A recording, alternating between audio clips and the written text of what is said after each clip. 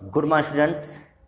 Class 11 में पिछले video में मैंने आपको जो प्रोटिस्टा जगत था उसका पूरा का पूरा वर्गीकरण बता दिया था कि जो प्रोटिस्टा जगत होता है उसमें 3 प्रकार के जंतु आते थे।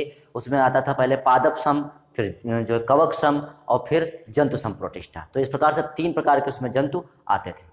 ठीक, तो अब हम उसमें से पहला टॉपिक आपको पढ़ाना शुरू करेंगे। उसमें पहला आता है प्रकाश संश्लेषी या पादप सम प्रोटिस्टा। ठीक, प्रकाश संश्लेषी और या पादप सम प्रोटिस्टा क्या होते हैं तो हम यही जानेंगे। और उसके बाद जब ये पूरा कंप्लीट हो जाएगा, इसमें जो हमने आपको 3 जो क्लास बताए थे उसमें, तो वो हम आपको बताएंगे। फिर उसके बाद कवक सम प्रोटिस्टा बताएंगे, फिर उसके बाद जंतु सम प्रोटिस्टा बताएंगे और फिर उसके बाद ये तुम्हारा टॉपिक खत्म हो जाएगा।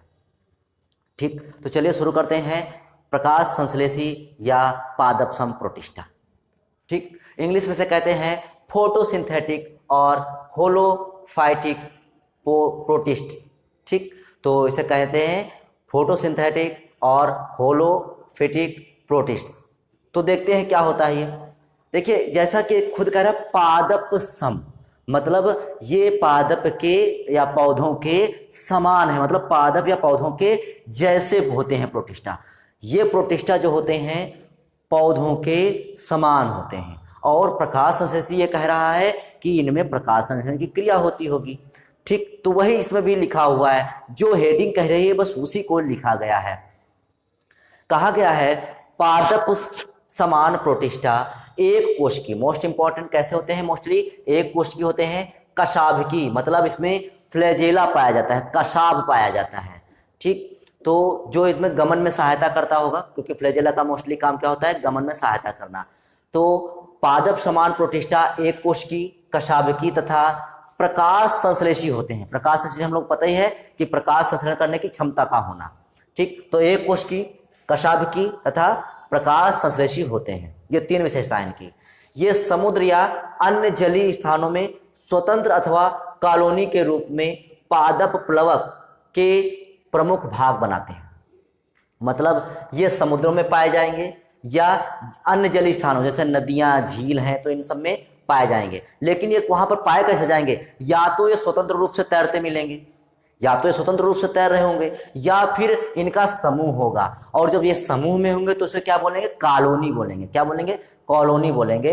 तो ये समुद्रों में या जलीय स्थानों में या तो ये स्वतंत्र रूप से पाए जाएंगे या फिर इनकी कॉलोनी पाई जाएगी।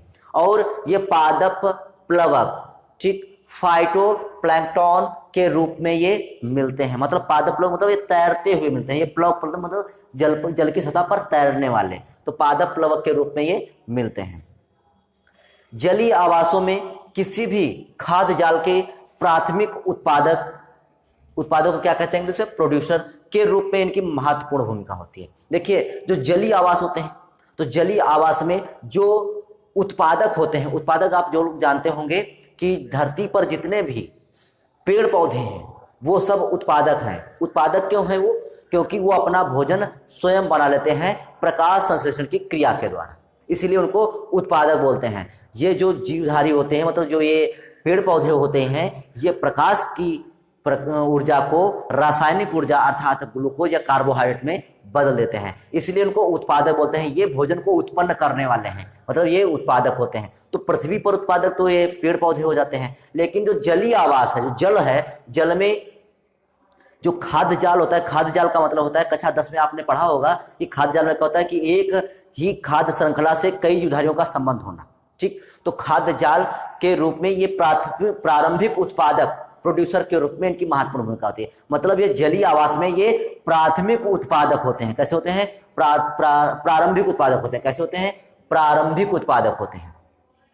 ठीक, अनेक प्रोटिस्ट में पौधों के जैसे बहुत अधिक लक्षण मिलते हैं। हम बता ही चुके हैं आपको कि है तो ये प्रोटिस्टा जगत के प्राणी, लेकिन इनसे जो है पौधों के लक्षण बहुत अधिक मात्रा में मिलते हैं। तो इनमें पौधों के बहुत अधिक लक्षण मिलते हैं। ठीक, इनमें लाल, भूरे तथा हरे शैवाल आते हैं। इसमें लाल, भूरे तथा हरे शैवाल आते हैं। आगे देखते हैं प्रकाश संश्लेषित प्रोटिस्टा के भाग। जो प्रकाश संश्लेषित प्रोटिस्टा होते हैं, मैंने चार्ट में आपको बताया था कि प्रकाश संश्लेषित प्रोटिस्टा के कितने भाग होते हैं, 3 भाग होते हैं। मतलब 3 भागों में इसको बांटा गया। पहला कौन सा है, क्राइसोफाइट्स। क्राइसोफाइट्स, इसमें कौन से आएंगे, डायटम्स आएंगे, तुम्हारे डायटम्स आएंगे। फिर अगला आता है डायनोफ्लैजिलेट्स, ठीक, इसमें डायनोफ्लैजिलेट्स है। फिर तीसरा है यूग्लिनाइड, ठीक। तो इस प्रकार से इनको 3 भागों में बांटा गया। अब हम जो नेक्स्ट वीडियो पढ़ेंगे उसमें क्या पढ़ेंगे, क्राइसोफाइट्स पूरा पढ़ेंगे। क्राइसोफाइट्स क्या होता है, क्राइसोफाइट्स की विशेषताएं क्या होती है, मतलब डायटम्स के विषय में पूरा का पूरा अध्ययन करेंगे। फिर उसके बाद जब डायटम्स हो जाएगा, फिर डायनोफ्लैजिलेट्स के विषय में पूरा अध्ययन करेंगे, फिर यूग्लिनाइड के विषय में पूरा अध्ययन करेंगे। तो इस प्रकार से हमारा पूरा पादप संघ प्रोटिस्टा समाप्त हो जाएगा। तो आज के लिए केवल वीडियो में इतना ही, बाकी नेक्स्ट वीडियो में, तब तक के लिए जय हिंद।